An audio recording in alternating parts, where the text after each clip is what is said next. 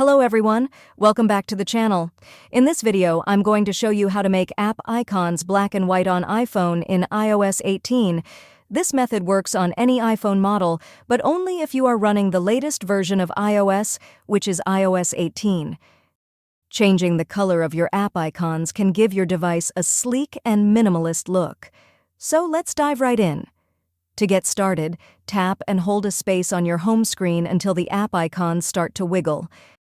After that, tap Edit at the top left corner of the screen. Then tap Customize and then tap Tinted. This will open a slider at the bottom. Now you can drag the bottom slider all the way to the left side to change the color. Once you've done that, all the app icons on your home screen will appear in black and white. To save changes, simply tap on the home screen. That's all for this video.